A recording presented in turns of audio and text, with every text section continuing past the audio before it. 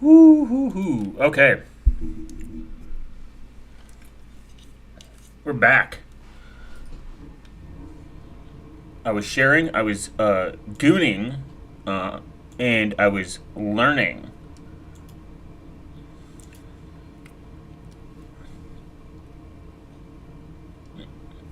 Fuck. Alright.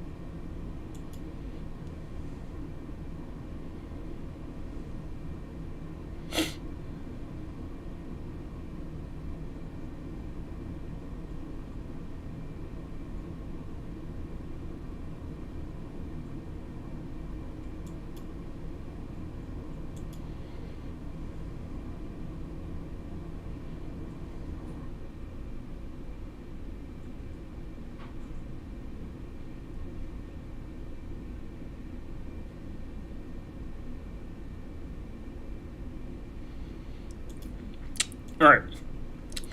Do. Let's get into it. Wow.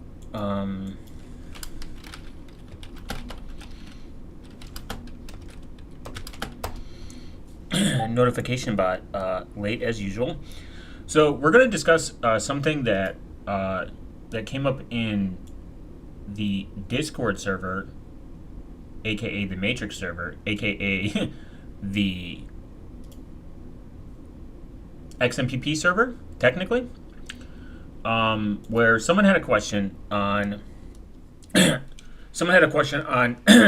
this dead man switch that was floated to them for whatever reason, and hypothetically, would this still be the same as Graphene OS?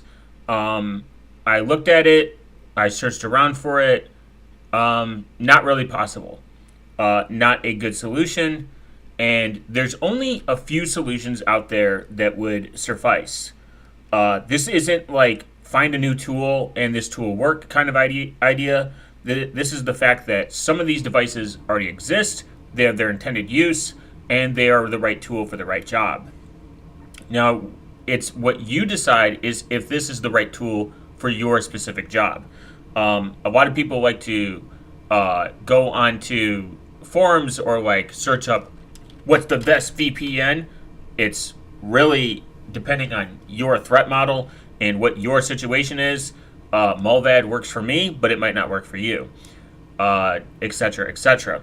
So you always have to keep this in mind when you come across software that has extreme claims for extreme scenarios, where in reality we live in something I call the affiliate click economy. And the problem with the affiliate click economy, I have no the affiliate link economy. I have no problem relatively with affiliate links. In hindsight, there are probably some good use out of there. And in a sense, you do a review of a product, you actually like the product, you bought the product with your own hands, you purchased it, you enjoyed it. They offer an affiliate link, you paste it, you tell people in bold text that this is an affiliate link, that you'll get a commission, which I think you should be obligated to do, and that it's that simple. And then they should, below it, put a non-affiliate link or just tell you to go buy it yourself.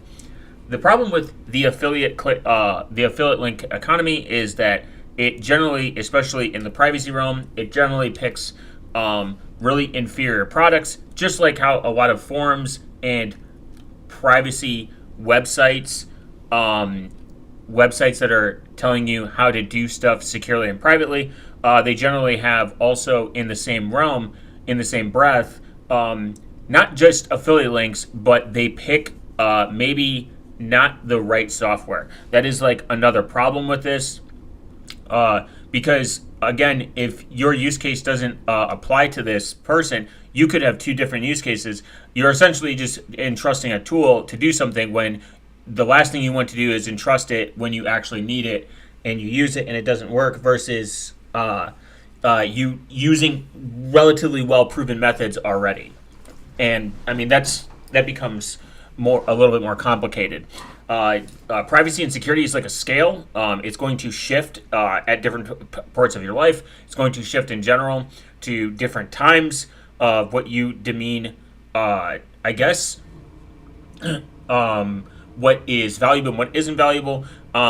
It's kind of like, I don't understand like why certain creators try to do like, what's the word? They like make specific guides.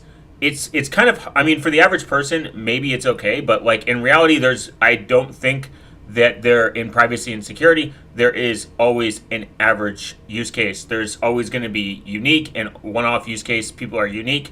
You kind of got to morph yourself and relearn different habits, especially understanding what works for what scenario. So to give I guess context, I myself run Cubes OS for one reason only. It is not because I think it is one of the most secure operating systems, even though it definitely has a footing in that sense.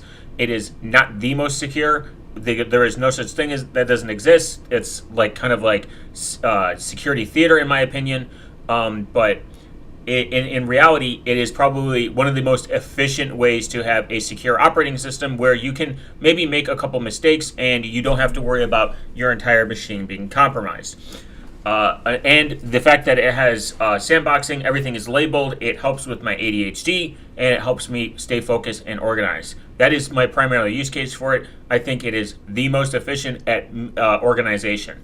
For me, for other people, some people use it because they want to be able to experiment in different virtual environments, and that is completely fine. It's always going to be different for each person individually. But the premise that it is complicated to use is a bunch of bullshit. It's very easy to install. It's got well documentation, and it has a relatively good amount of people that are involved in the community. But again, this comes down to the right tool for the right job. Now, in other cases, scenarios where I do certain types of browsing where I don't want it to be persistent, I use Tails.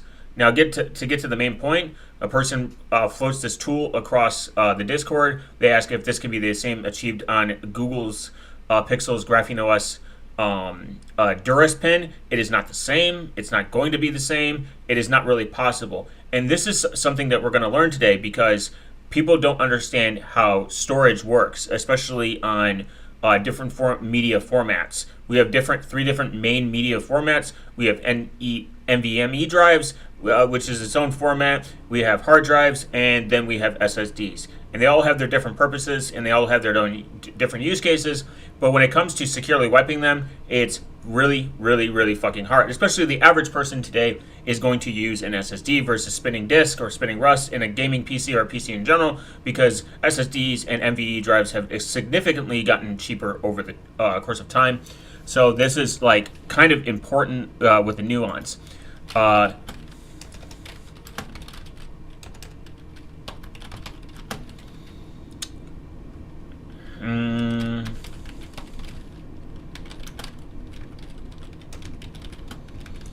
So this is going to matter, especially if you're selling a device and that device has sensitive information and it's important. That is something to keep in mind as well. You have to take this obviously with a grain of salt. You don't want to take your SSD or your your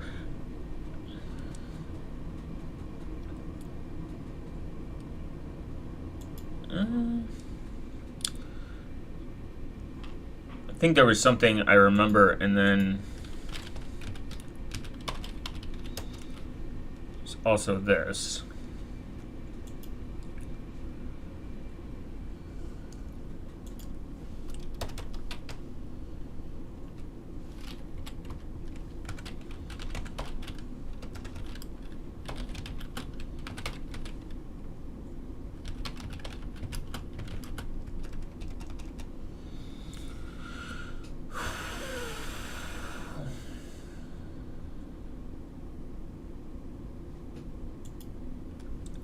So I believe, if I'm not mistaken, there's standards to use that actually help you securely erase your SSD.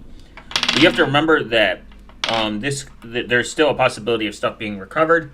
If you want to achieve the maximum level, you have to kind of have to take the plunge into running Tails OS, because I think it's the most efficient, and we'll look at Tails and kind of explain why.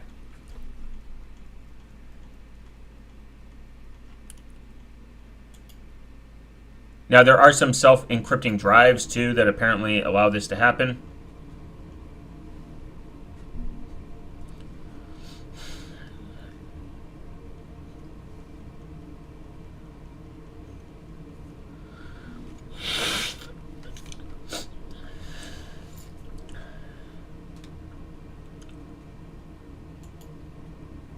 Can't remember where. There we go. So this looks like this is a method of securely data erasing. We can just kind of like overview.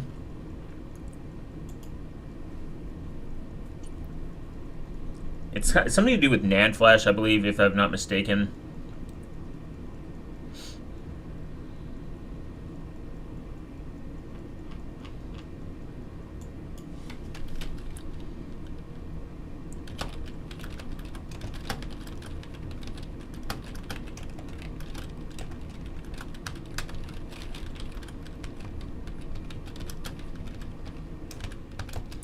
And this is why Tails is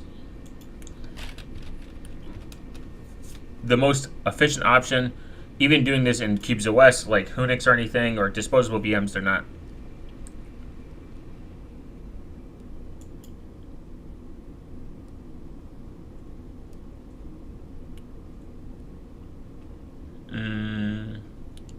Again, here it is.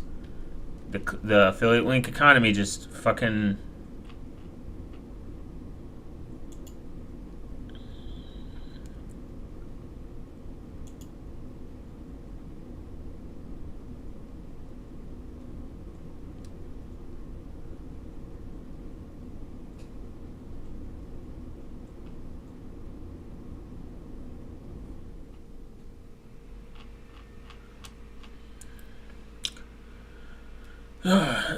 Over 50 wrong believe that simply encrypting the recycle bin. Oh, okay. Quickly formats permanently erases files.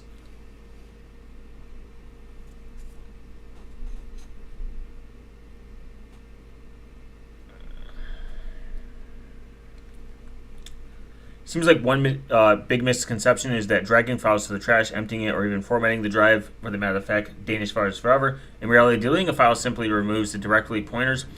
That data itself stays on the disk until it's overwritten. As we put it, deleting a file merely removes the file linkage in the file system. The same goes for a quick format. Mostly rebuild file systems index give the illusion of brand new disk, while old data remains on the drive. In practice, it means it looks like data recovery software can easily recover deleted or formatted file sectors. It's been overwritten. Multiple overwrites give extra security. Related to the myth that is overwriting a drive several times or lots of times is somehow more secure than doing it once, the idea comes from old research called the Gutmann method from 1990s, marketing FUD, but modern experts agree that a full pass of randomized zeros data is enough. SSDs erase themselves, trim and wear leveling myths. SSDs are a different animal. The myth swirls around them like static storm. Many people assume that because SSDs support trim, they automatically clear and delete the data in the background, so you don't need to worry about it. Trim doesn't immediately erase the data.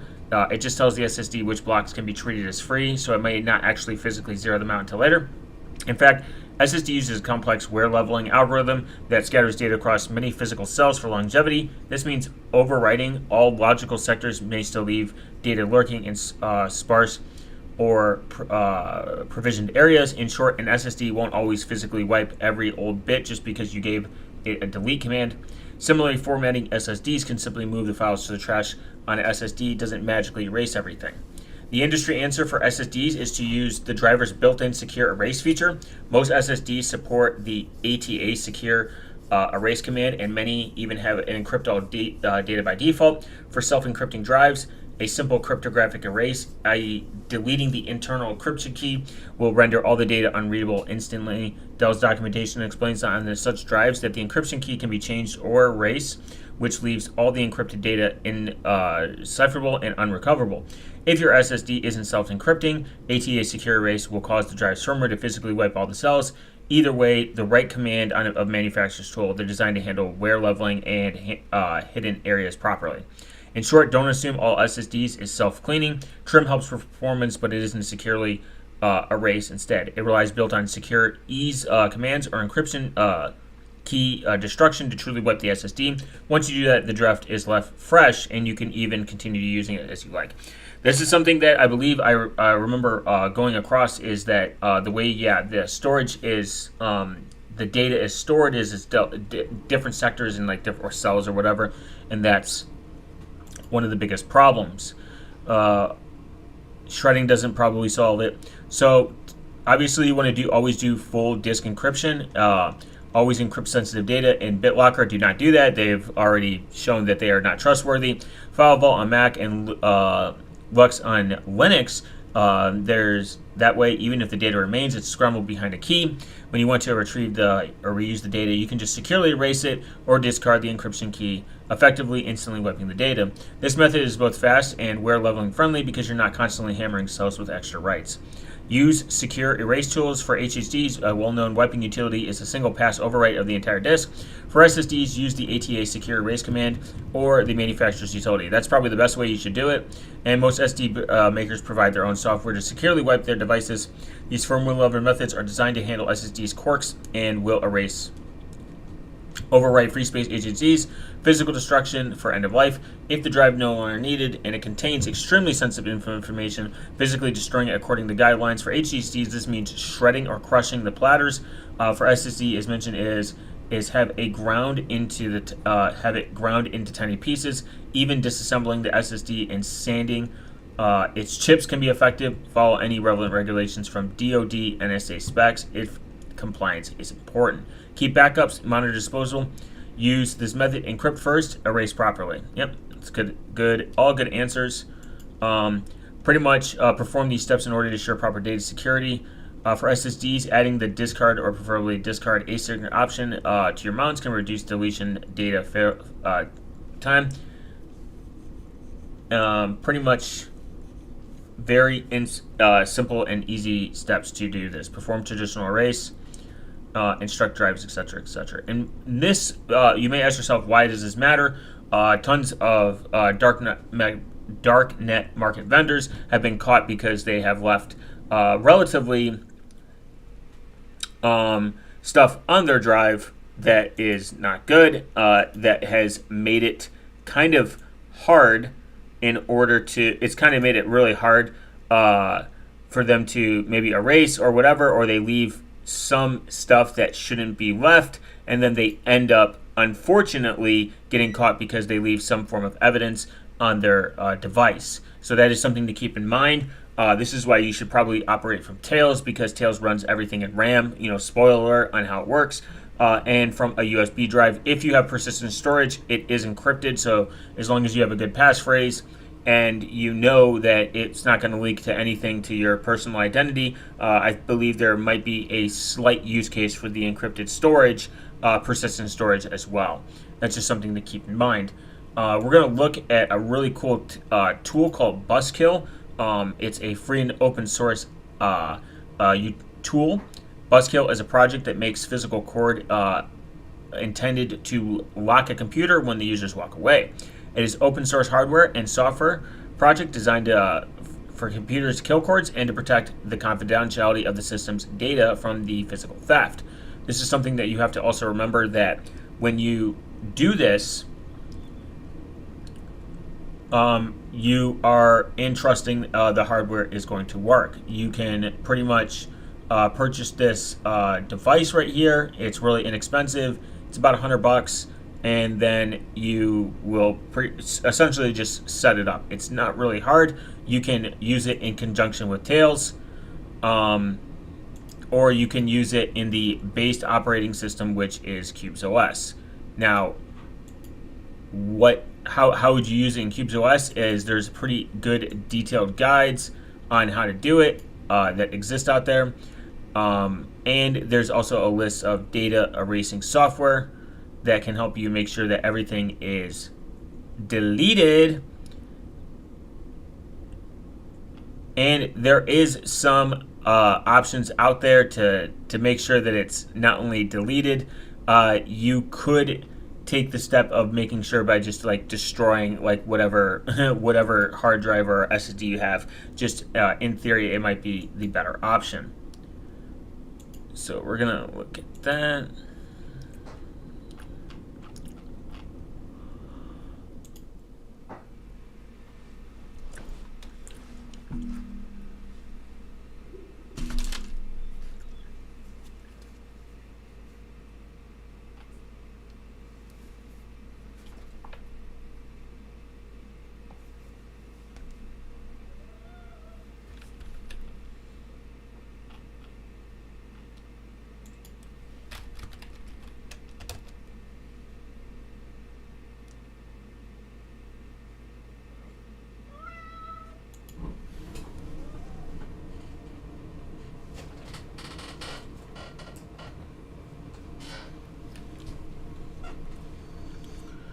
Okay, so for digital forensics, you want to make sure that you leave no trace. Would be the best option.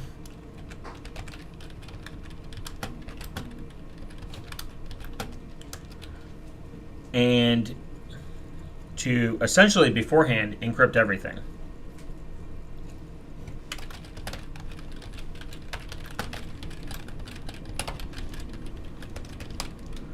There is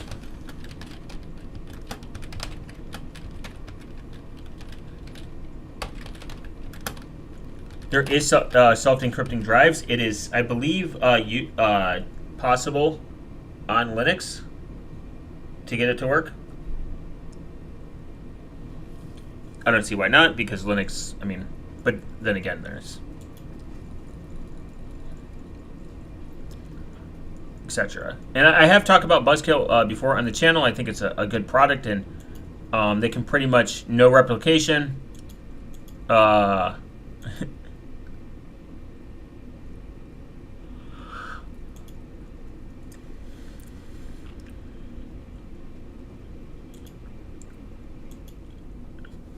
We're going to look, though, at one apparently flaw with the Luke's header shredder. Buzzkill self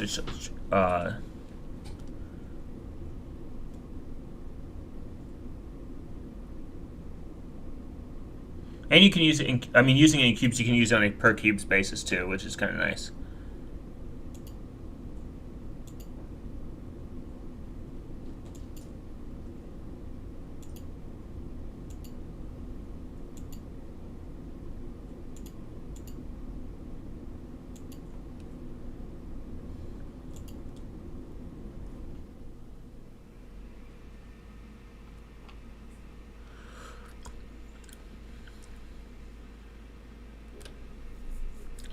Oh, and this doesn't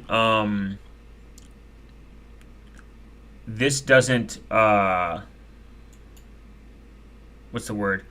Ship with this. You have to like install it. Like the self-destruct, it doesn't come with it, just so people don't make mistakes. So many people will be disappointed with the original post. Most people probably don't actually want accidental false positives to destroy all their data, and self-destruct sequence should be taken serious. Its implementation should be thoroughly tested and forensically analyzed. The article will provide a thorough analysis and explain the Redder how to implement a self-destruct trigger with Buzzkill on Linux machines that have FDE with Luke's. This is a very long article. But that's okay. We like long articles. We like learning, right?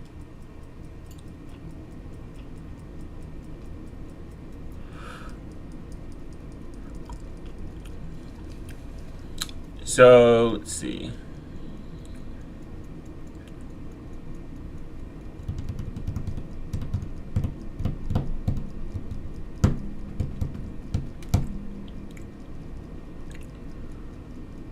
So, before we go through the process of wiping our FDE Luke's header, let's take some time digging into Luke's header's structure and poke at it. That way we can compare actual bits on the storage drive before their self-destruct trigger is run, and we can do a forensic analysis to validate that our self-destruct trigger is working. Some of this data will be necessarily be unencrypted metadata areas. Some will be a bunch of zeros buffering between two areas, and some will be areas of just unintelligible encrypted data. If you create a Luke's volume, now make Luke's volume, this command will type yes. Luke's 0x babe. Had a bit of fun with this one. At the beginning of every Luke's partition, the magic number field starts with Luke babe. Luck babe. We can see, for example, on our newly created Luke's container, we used head to grab the first 16 bytes to pass to OD.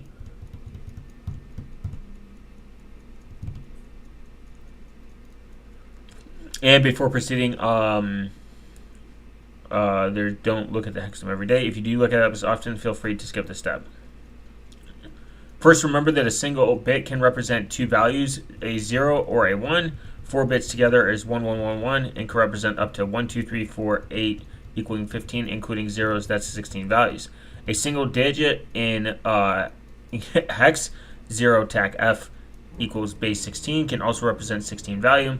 The byte has 8 bits. That's twice the length of the 4 bits or a single hex digit shown above. Therefore, hex dumps usually group hex digits together in twos by default, as they represent a single byte. Also, conveniently, 8 bits equals 2 hex digits equals 1 ASIC character. Now let's consider the hex dump first. 128 decimal base -10 and equals 0x80, 16 binary 2 bytes. And this does some numbers. Every line in the is broken into 3 sections.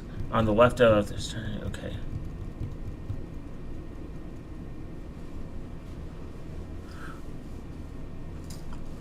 Decoding the loose container's header. At the time of writing, this is actually 2 distinct specifications how the bits are encoded on Luke's container. The first, Luke's 1, which was first described in a paper, Luke's on disk, Lux on disk format specification, published by the Clems Furwelth for his master's thesis in 2005.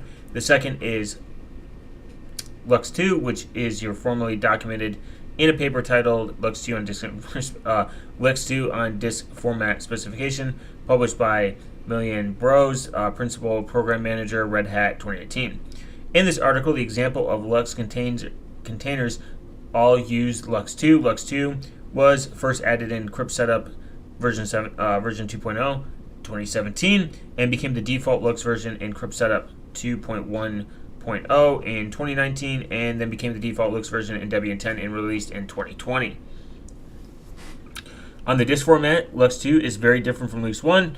The only 2 data fields that match exactly like the XBabe magic number field are the version fields.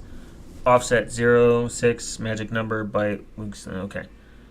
As the table above shows, our first field is the so-called Luke's magic field that starts at byte 0 and is 6 bytes long.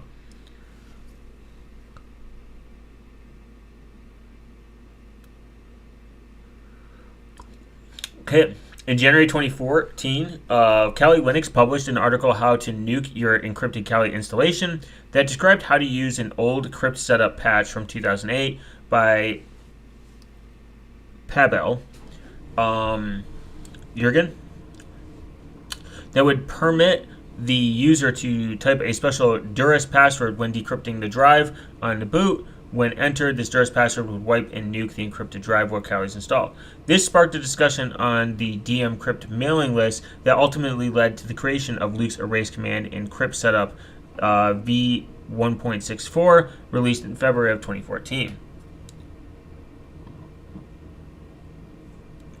Calling Luke erase overrides the key slots are effectively running all the encrypted data permanently irrecoverable. However, it does not wipe the plain text metadata in the header.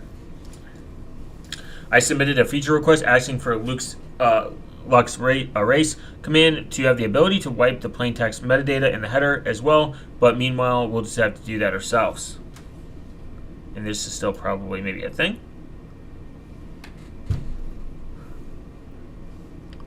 In order to wipe the entire Luke's header, including plain text metadata, we'll call crypt setup Luke's erase, followed by the command to overwrite the plain text metadata area of Luke's container. But to do this, first we must determine to start by the end of the byte and metadata. So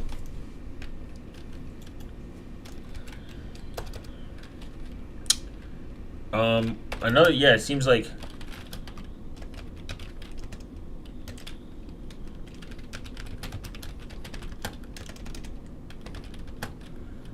seems like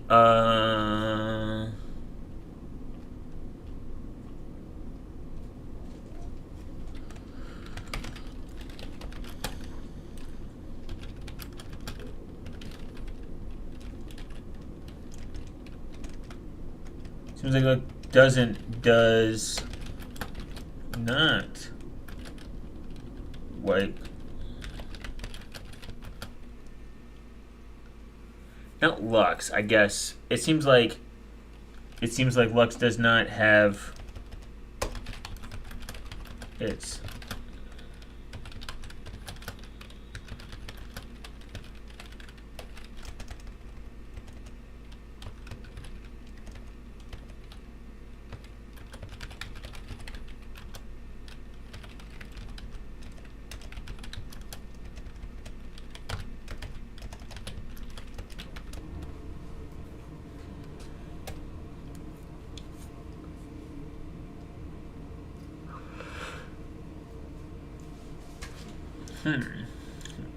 Okay.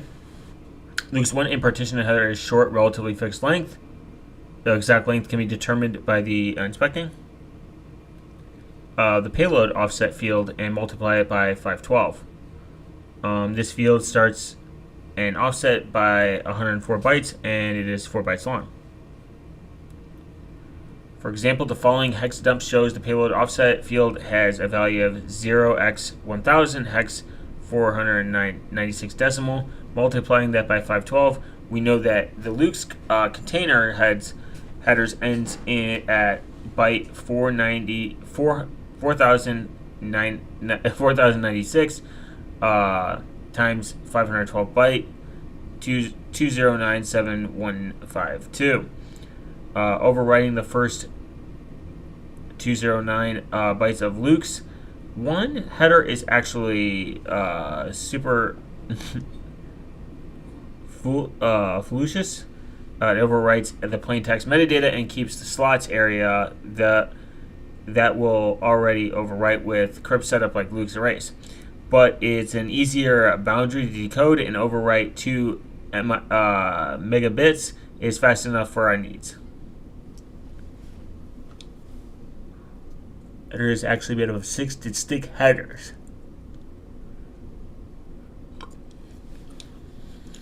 A primary binary header, the first JSON area, the second binary header, the second JSON area, the key shows are variable length. Okay. The easiest way to determine the n byte of Luke's 2 headers metadata is to get the HDR_size field and double it. Luke's 2 header size field is of the first 2 header areas, the primary binary header and plus the first header area. So double that ends where the key slots are beginning, which is where the metadata ends.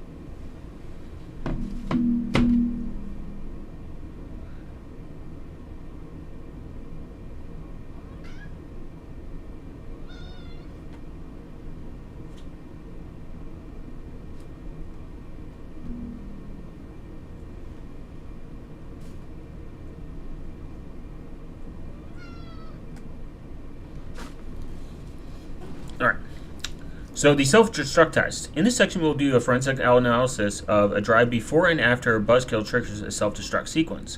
First, we will trigger an ATA secure erase on the laptop's SSD, and we'll do a forensic analysis of the drive in its fresh state before installing Ubuntu with full disk encryption. To perform this analysis, I will be using Kali Linux and its bulk extractor tool. After booting Kali, we do a quick check on the drive's partition structure. What do you see here? What you see here was created by the previous Ubuntu desktop install. Root Kali fdisk. Okay. DOS. Disk identifier. And some sizes. Now, in order to proceed with the ATA secure erase, we have to suspend to disk unfreeze the drive.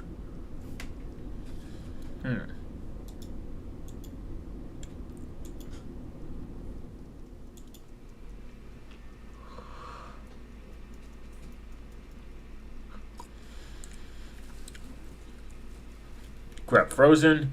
After it comes back, we go through the process to trigger an ATA secure erase. Note that these commands may vary and not be applicable to all to your storage device. Now that the drive's partition structures have been factory set and it's filled with zeros, some 0, frags now after factory reset. And just to be sure, we'll attempt to find any recognizable patterns. We'll also be able to do this again after the Ubuntu install compare the difference. Note that in addition to using all these default scanners in bulk extractor, we're also passing in regular expressions of the following byte sequence specific to our Luke's header: magic, key slot, stripe, offset, encrypt, segment.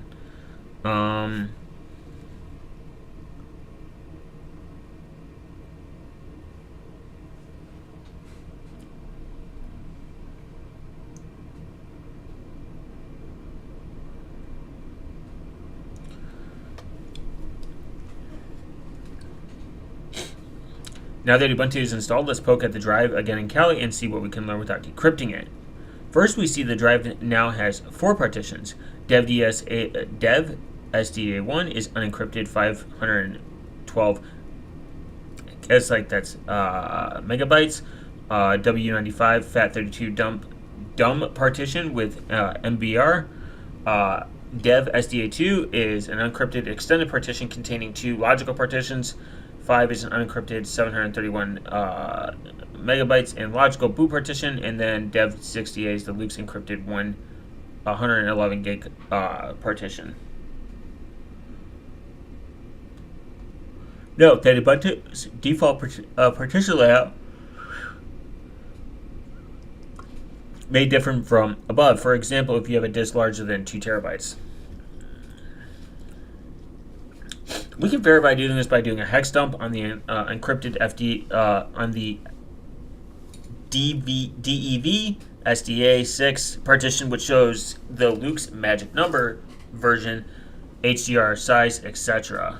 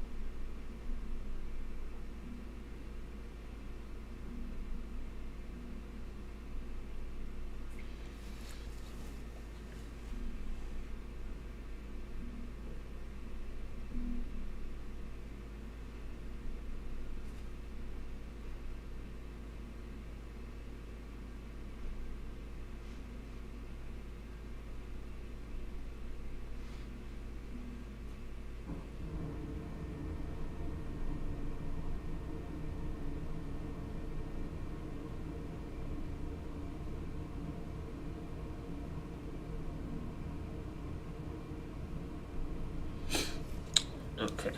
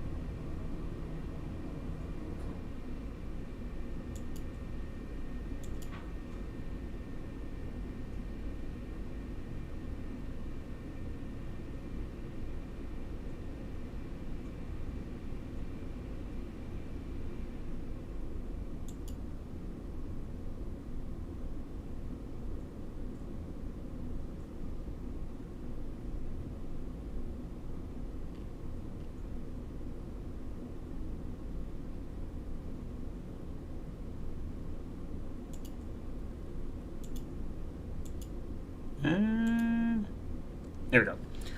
So it seems like there's a bunch of hex dump on this, and etc. A forensic analysis of Luke's header after a fresh Ubuntu install. Now let's use bulk extractor again on our new encrypted Luke's partition.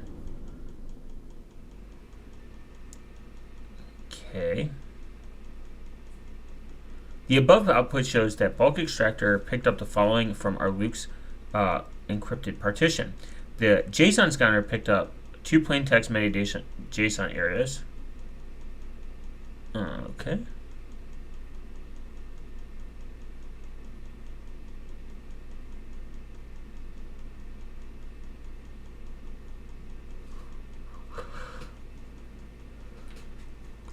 The first scan picked up 21 distinct entries that matched one of our byte sequence.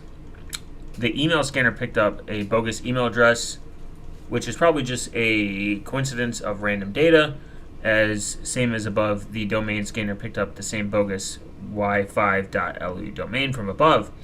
And for completeness, let's use bulk extractor again on the entire dev SDA drive, not just the Luke's.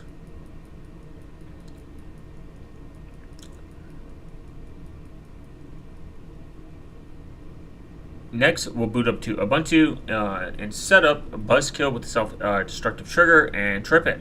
First, download the lock screen self-destruct trigger. Boom. There's it's kind of like very easy to use. You just kind of trip it and then it works. First evidence, I can't boot to Ubuntu anymore, but let's dig deeper in Kali. A hex dump on the encrypted dev SDA6 partition no longer shows the Luke's magic number, version, HDR size, etc. Good so far. Rerunning a bulk extractor shows all the finds in the coincidental email domain and a new false positive domain 0WER. But it appears that the buzzkill self-destruct totally eradicated all of the JSON and 21 of Luke's byte sequence matches. Mission accomplished.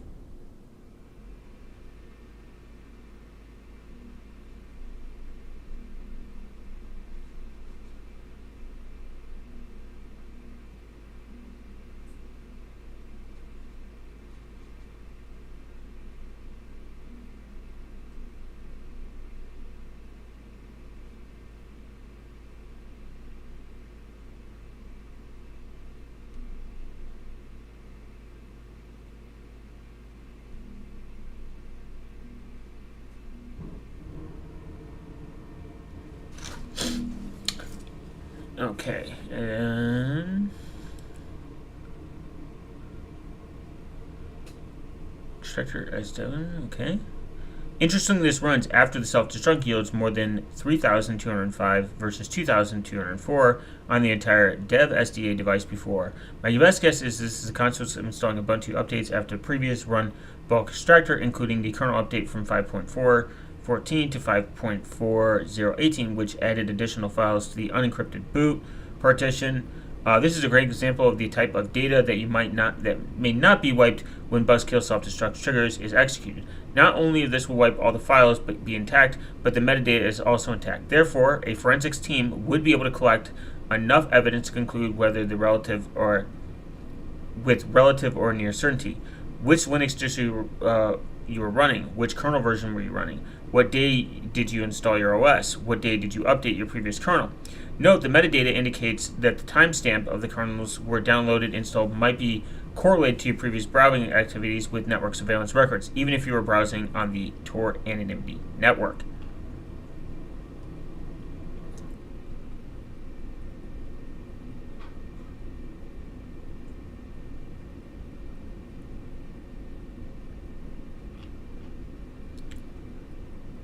Interesting.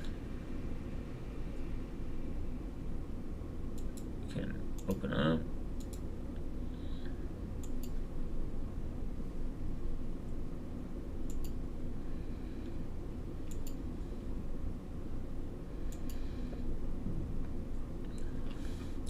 Limitations, improvements, and notes. This section describes limitation, not suitable replacement for Tails, which is true. Tails runs entirely from RAM. And this is going to be probably your best option when it comes to making sure that there is almost zero forensic evidence left behind. If you want the maximum option, you would use Tails in conjunction with Buzzkill. Not because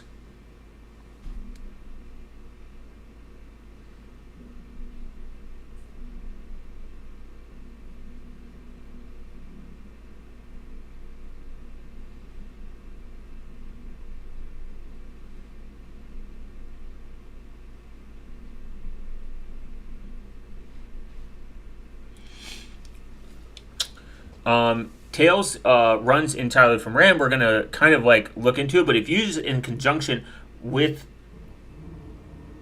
Buzzkill, which is a pretty neat product, you don't really have to get it necessarily.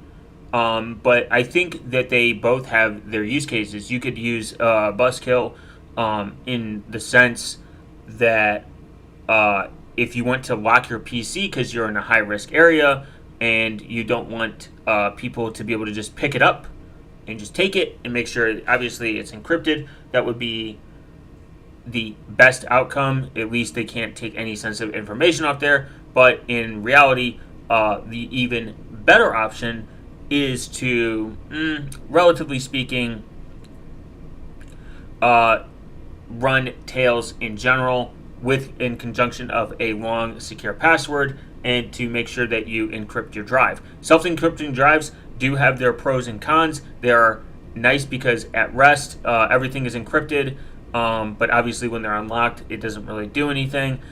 So you could put a self-encrypting drive possibly in the same realm of your physical security and hardware security. So if you are running from, say, from a live USB and you disconnect and it turns off your PC, or maybe locks your PC because you're running it, you're running the Buzzkill software, you fundamentally could lock the device and then make sure that as long as it's locked, the drive is encrypted as well. So there's pros and cons to it. I think Tails is the best option for good, relatively sane amount of anonymity. It's just not practical for everything because you can't. Running persistent storage with everything is somewhat of a dangerous foot to actually do. There is CubesOS with Unix, but disposable VMs are not really the best option. Tails is kind of like the default and the standard as of right now.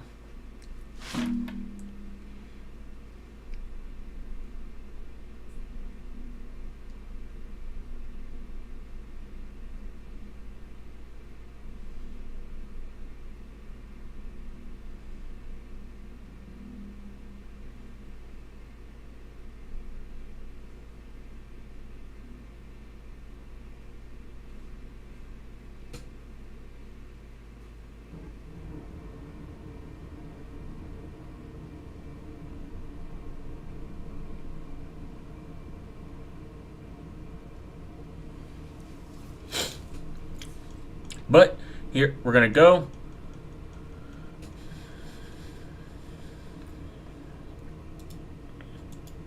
and dig a little bit deeper into securing this. The good old days of magnetic spinning disk, unfortunately, since then, the advent of SSDs where leveling can translate to command overwrite the sector to actually overwrite who knows what.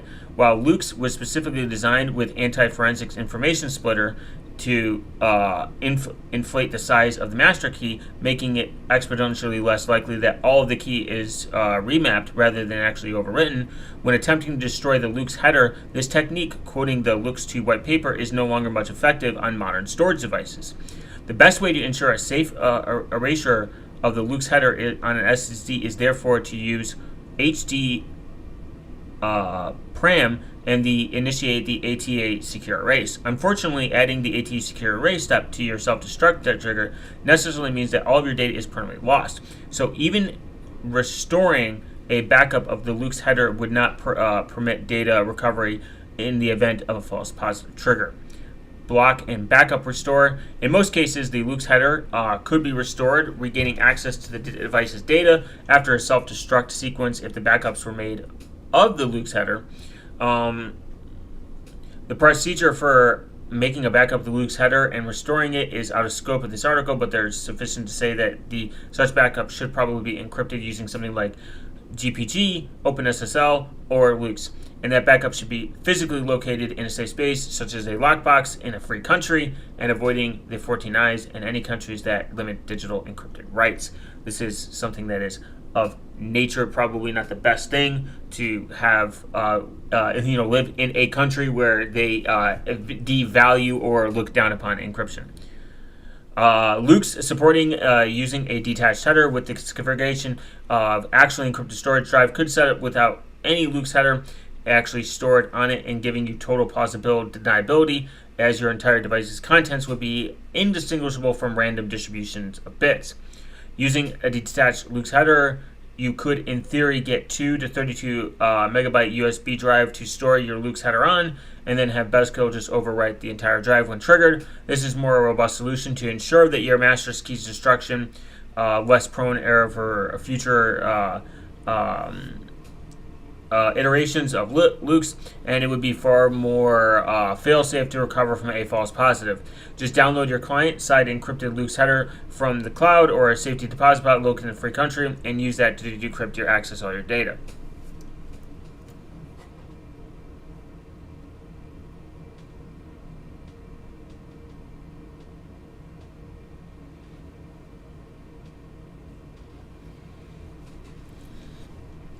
Cold boot attacks. One theoretical attack against the anti-forensics tool like Buzzkill self-destruction described in this article, the so-called cold boot attack.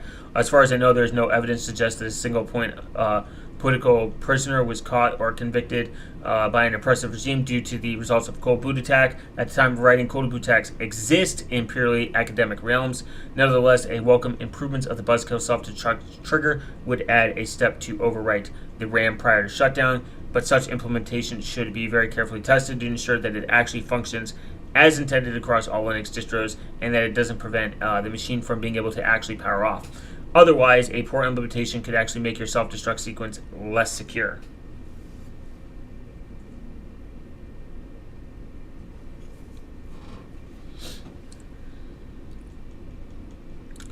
Unencrypted drives are unaffected.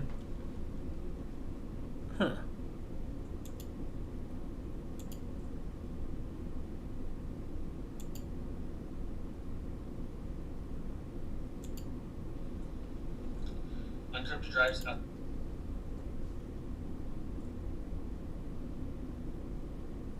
Why GNOME? GNOME based?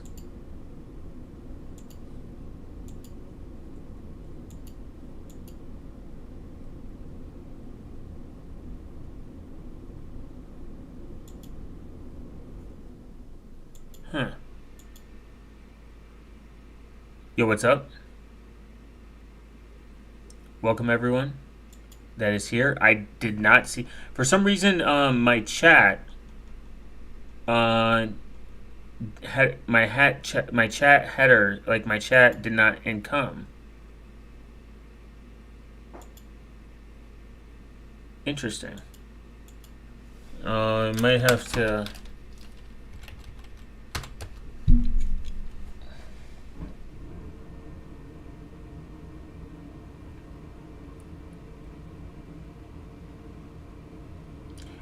I might have to fix that later, but that's okay.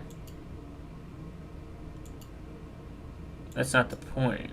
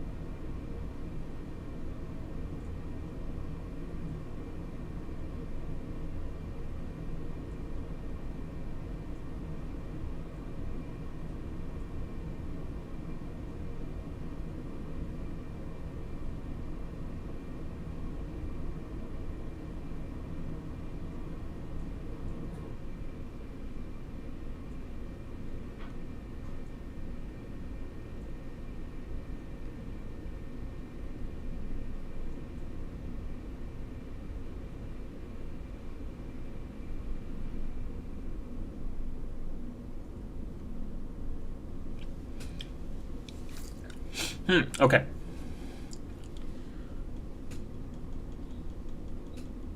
Interesting.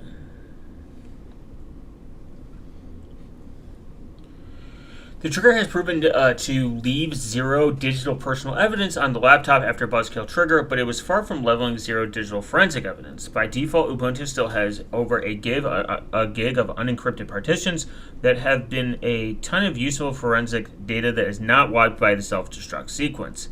I intentionally designed the self-destruct to not wipe this data because the unencrypted partitions should be only storing generic data. While it will tell a story of what OS you're using, which version, and potentially when you downloaded updates, it shouldn't have any files here that are unique to you and you don't already exist on thousands of other machines. Writing 1 gig of random data to the disk takes time.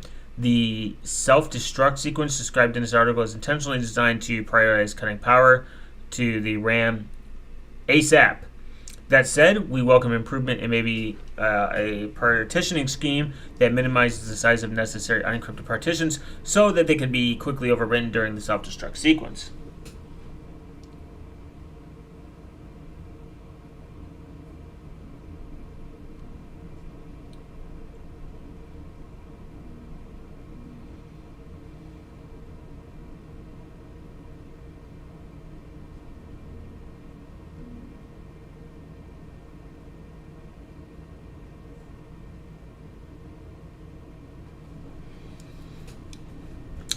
PR's welcome for the reading.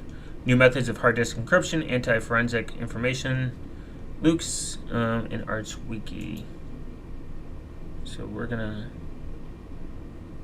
the Tails. I mean, it's pretty self-explanatory. It's very easy. But we're gonna look into how Tails works and its efficiency of why it works. It is somewhat relevant and important that you understand that Tails, there's not really a good replacement for Tails in 2026.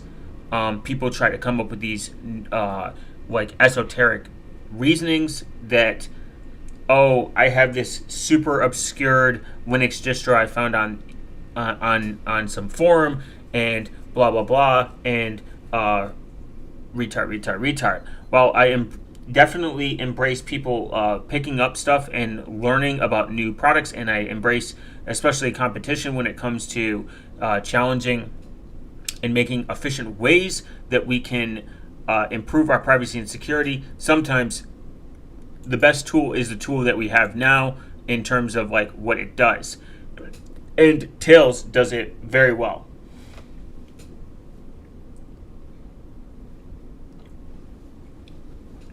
So Tails is a portable operating system that protects against surveillance and censorship in a very non-hyperbolic way, I guess would be the way to explain it.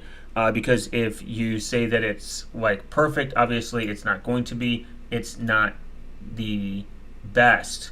Now, we're going to look at this. Self-encrypting drives use something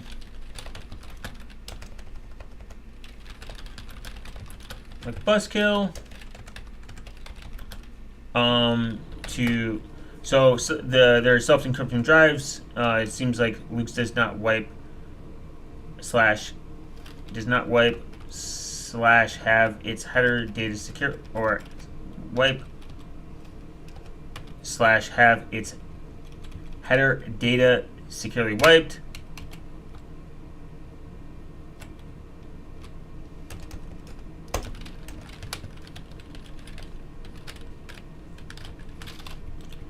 And you seem like Buzzkill could improve your security posture.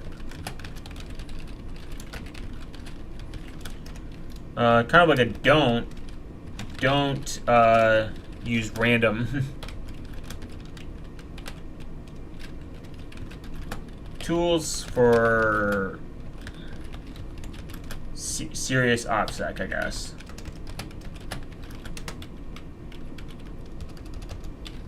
Tails, my favorite amnesic operating system.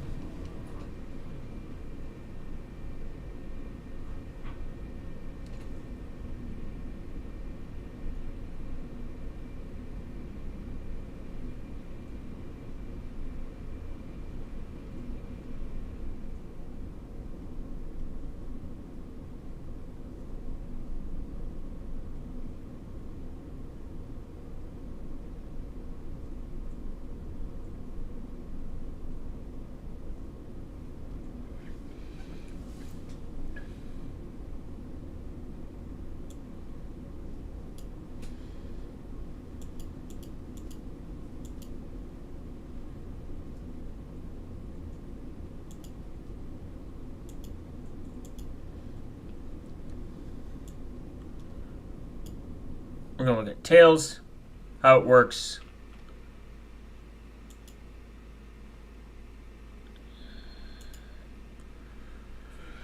Get an in-depth knowledge.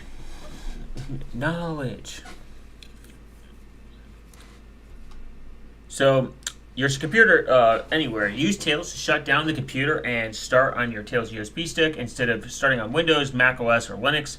You can temporarily turn your own computer into a secure machine. You can always stay on top of while using the computer of somebody else.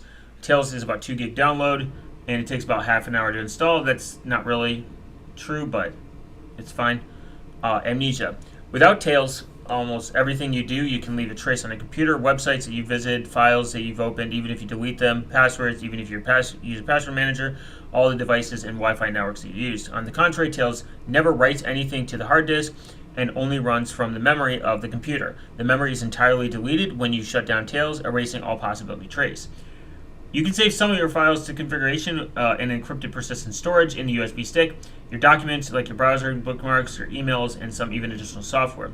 The persistent storage is optional, and you always decide what is persistent. Everything else is amnesic.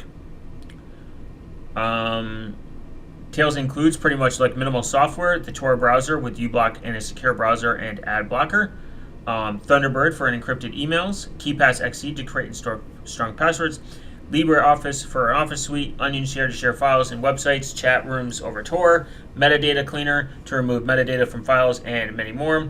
To prevent mistakes, applications are blocked automatically if they try to connect to the internet without Tor. Everything in the persistent storage is encrypted and automatically. Tails does not write anything to the hard disk. All the memory is deleted when shutting down.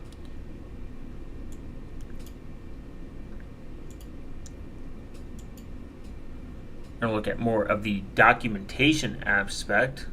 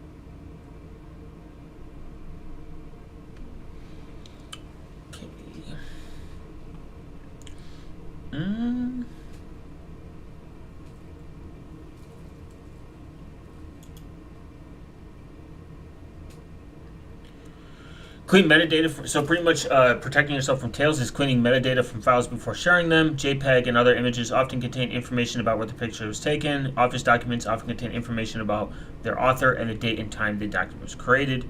Metadata has been used in the past to locate people from pictures they took. For example, NPR betrayal by metadata. John McAfee admits that he's really in Guantanamo. Use Tails sessions for only a purpose of time. If you use Tails sessions for more than one purpose at a time, an adversary could link your different activities together. It's probably true. If you're logging to two different accounts on the same website in a single Tails session, the website could determine that the two accounts are used by the same person. This is because websites can tell when two accounts are using the same Tor circuit. To prevent an adversary from linking your activities together using Tails, restart Tails between two different activities. For example, restart Tails between checking your work email and when your whistleblowing email. We are not aware of any such attacks to de-anonymize people online who use Tails for different purposes at a time. If you worry that the files in your persistent storage could be used to link your activities together, consider using a different Tails USB stick for each activity. For example, one Tails USB stick for your activism work and the other one for your journalism work. as you should.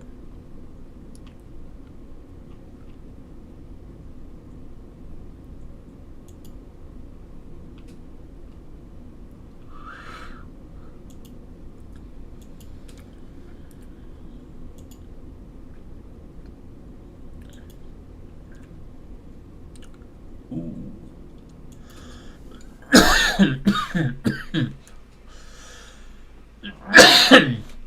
Tails could not exist without Debian and Debian Live and Tor.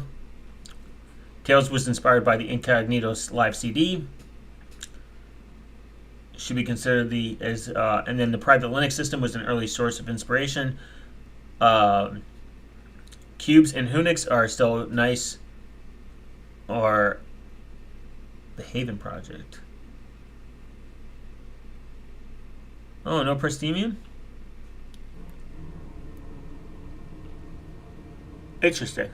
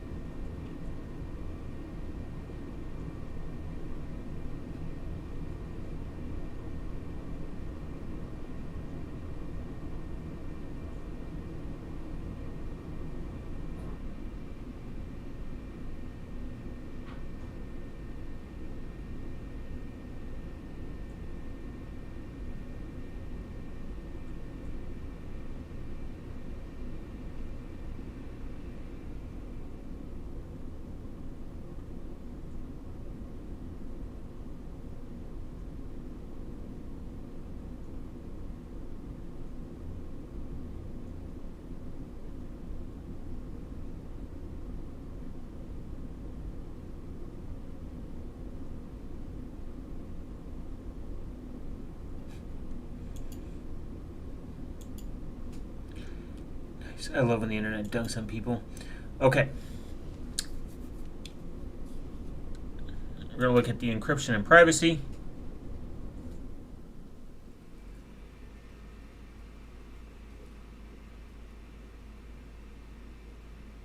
Oh, securely deleting files.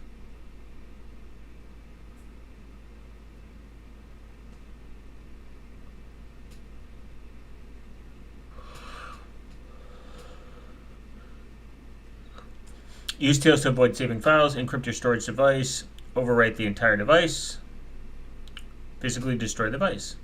Huh. Yeah, you can run Tails from a USB, so you can probably physically destroying these devices are probably the most efficient ways to achieve this. Chatting with Dino in OMEO, enabling wireless device, enabling exchanging Monero with Feather. Protecting against cold boot attacks, accessing the internet, the internal hard disk, starting Tails from an external hard disk or problematic USB stick, modifying the boot options using the bootloader, running Tails in a virtual machine. Huh.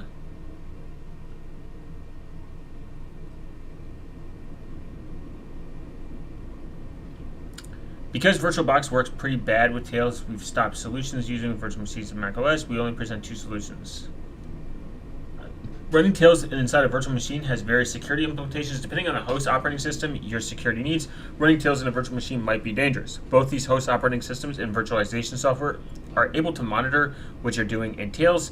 If the host operating system is compromised with a software keylogger or other malware, then it can break the security of built-in Tails. Only run Tails in a virtual machine if both the host operating system and virtualization software is trustworthy.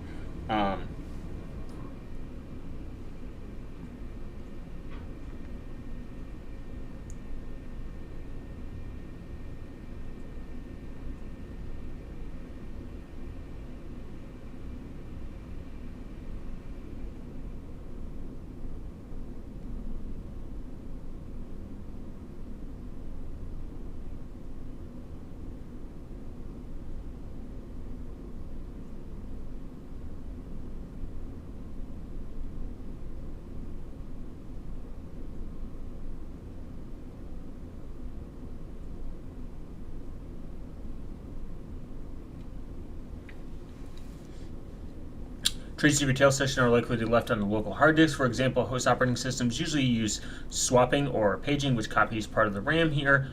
Our disks only run tails in a virtual machine. Interesting. That's kind of cool. That they have the ability to tell you to do this, but you probably shouldn't.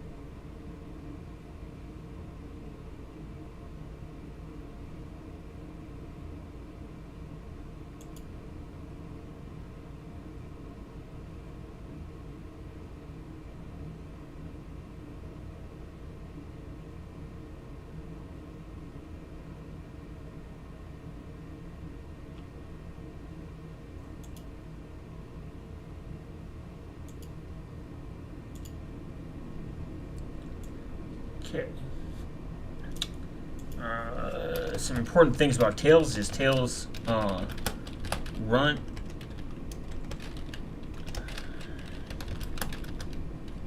in RAM.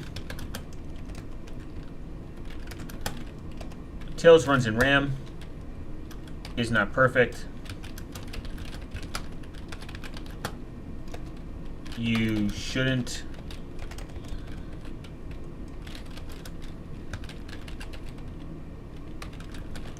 not do two different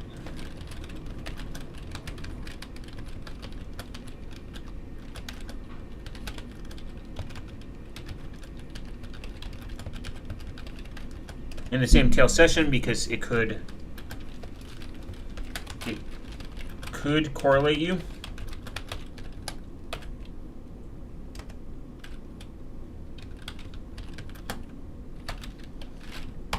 That is another problem.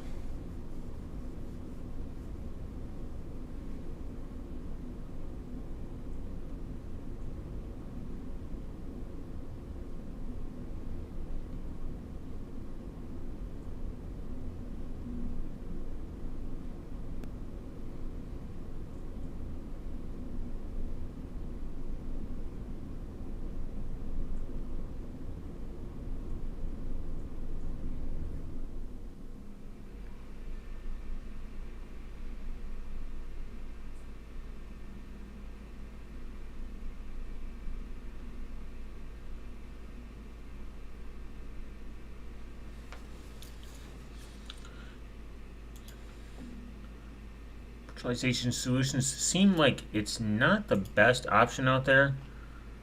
Pretty much the uncensored anonymous internet. So we could theoretically see if we could run this in a virtual machine with Virt Manager based. Running tails of virtual machine.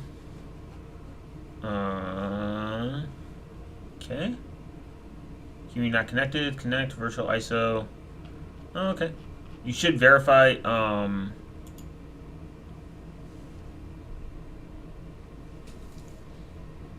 Let's do Linux. Could look at this.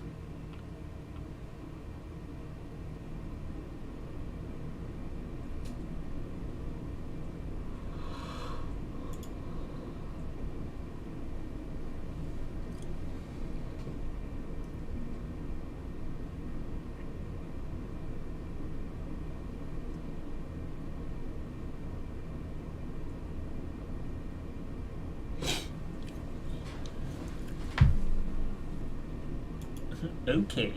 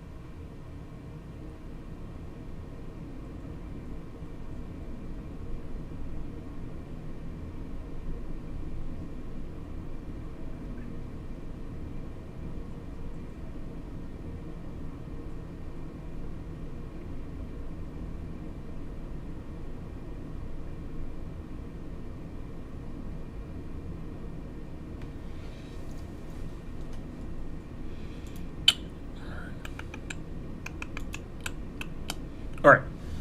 So it seems like you should not do two different tasks, and we are going to go into Tails live in a live boot setting. Obviously, in a virtual machine, this would not be the optimal thing to do.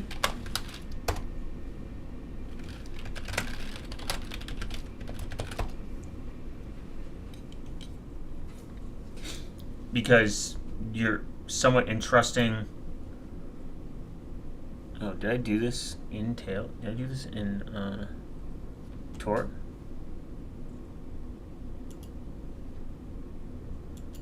Oh, this is gonna take forever. Yo! I always forget to not do it. Tor.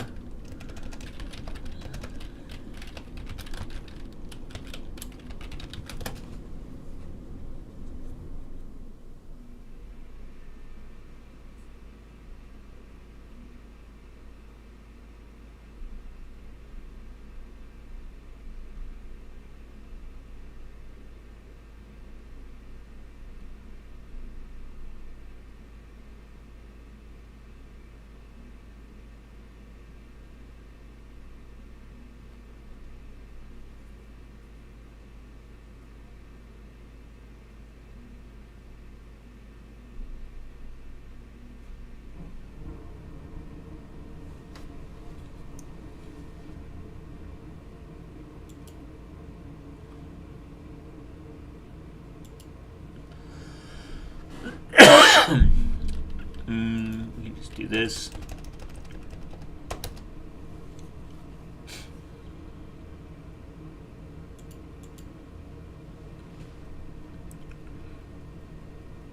Do.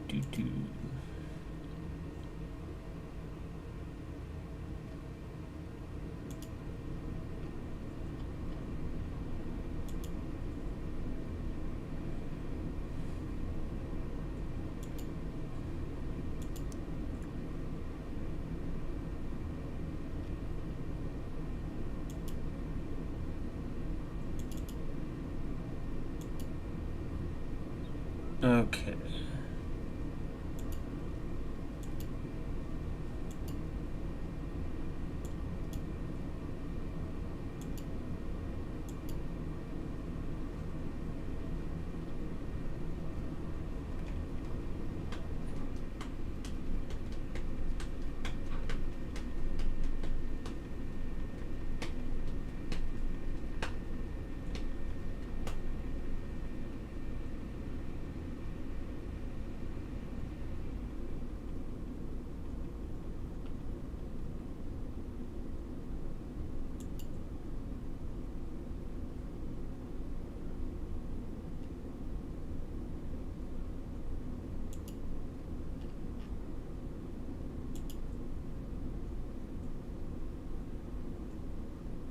Dang. Oopsies.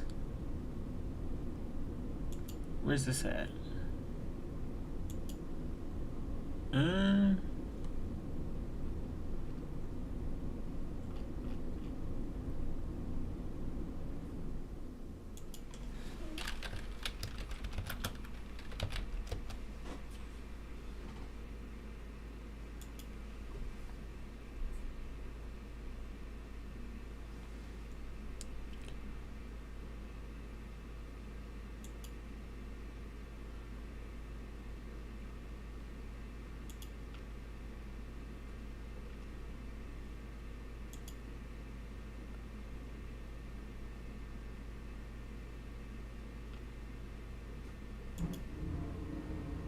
go.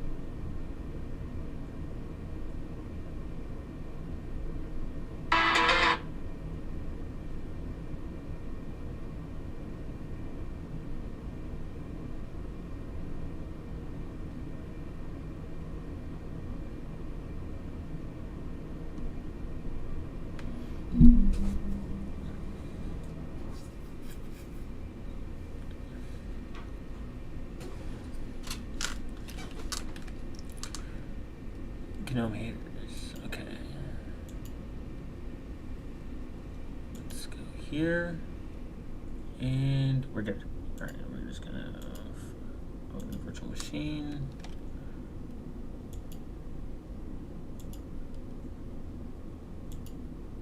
Seems like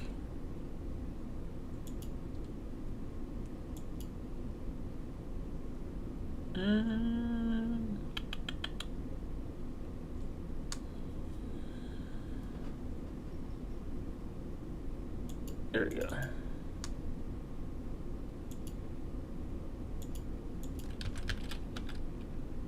think it's Debian 13. 2, 4, 6.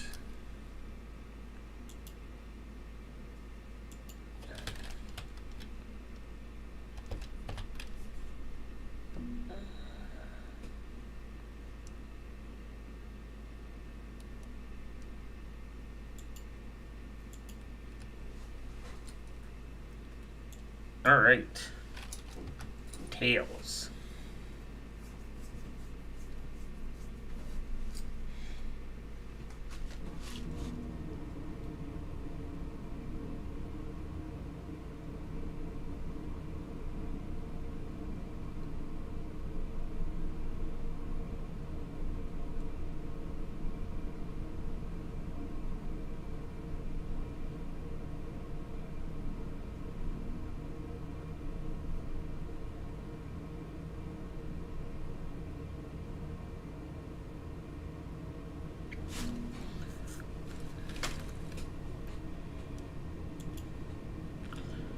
So with Tails is very simple. You pretty much just hit Start Tails. If you want persistent storage, that's all you have to do. You set up a password. You connect to Tor automatically locally. There is one issue that you can run into if you're using this on like public Wi-Fi.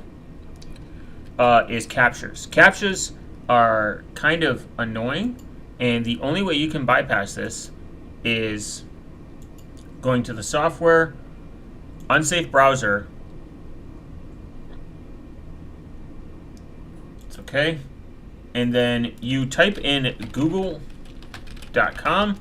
This will mostly bring up the CAPTCHA, and you should be fine. And you'll like do like the login, and it'll be fine.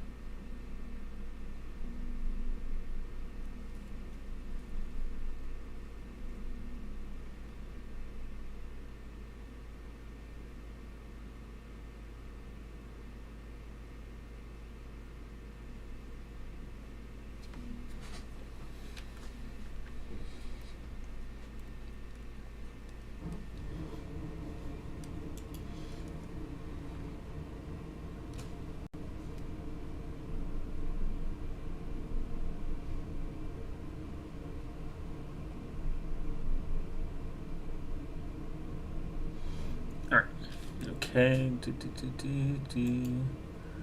So, I mean, this is pretty much just Tails itself. There are some decent applications in here that are very useful. You have videos, you have documents, Audacity for some weird reason. Don't know what the fuck that is. Electrum, unfortunately. And you can even run Featherwall in here. And I will show how. It is one of those things that you have to kind of like restart Tails to do this.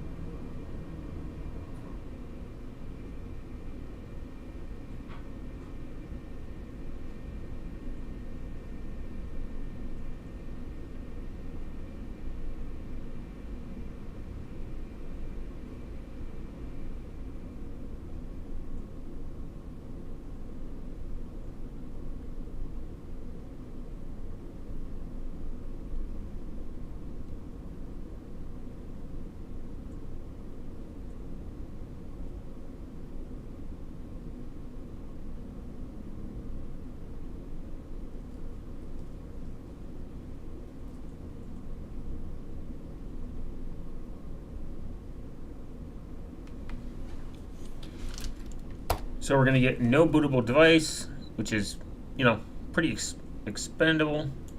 Except, we're going to close that real quick. And we should just do a quick reboot and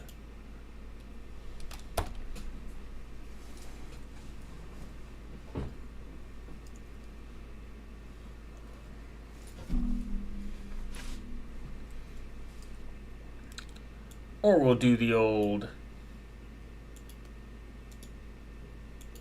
delete option and then just redo it, which is completely fine.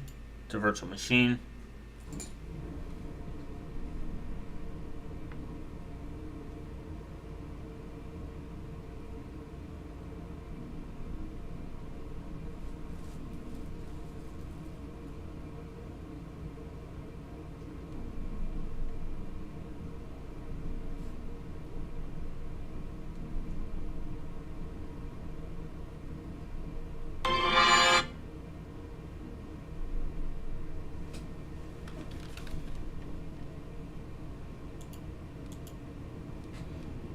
It's over here.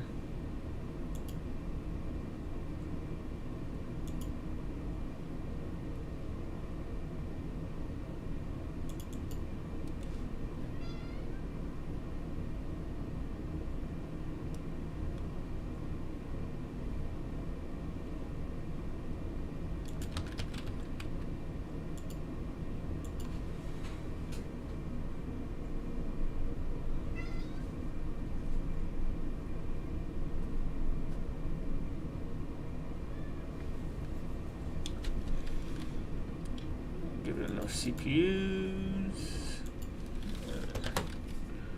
Alright. Okay. 20 gigs should be enough. So the cool thing is with Tails right here is where you can install the, what I would say, persistent storage, and if you need root privileges,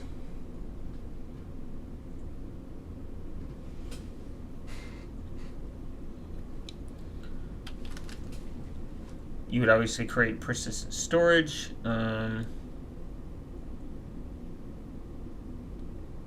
Just by turning it on. It's going to have you do it in the next screen. Should. Yep. Oh.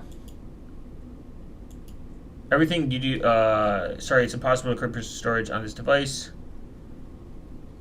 Well, actually, if you just, I guess because it's in a virtual machine, it is self-aware. All you have to do is just set up persistent storage via USB. It's pretty easy. And then you would install Feather Wallet. Feather Wallet will live live in that persistent storage.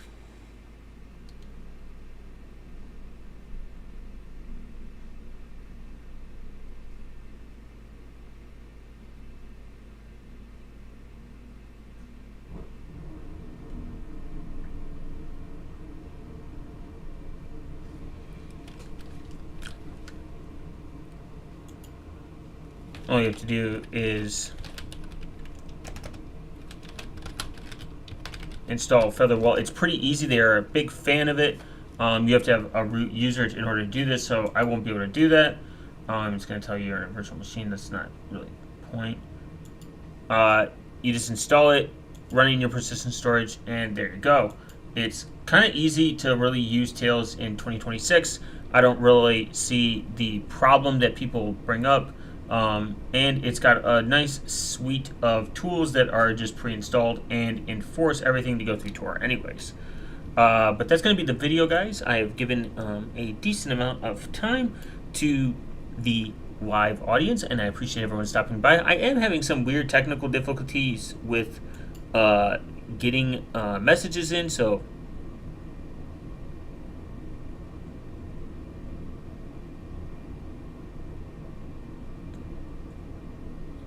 definitely going to check that out and see what the issues are with maybe my streaming software. I will see you guys in the next video. Make sure to like and also dislike the video so that YouTube knows that I'm a real person, and comment on what your favorite type of ice cream is, or you will have 500 years of bad luck.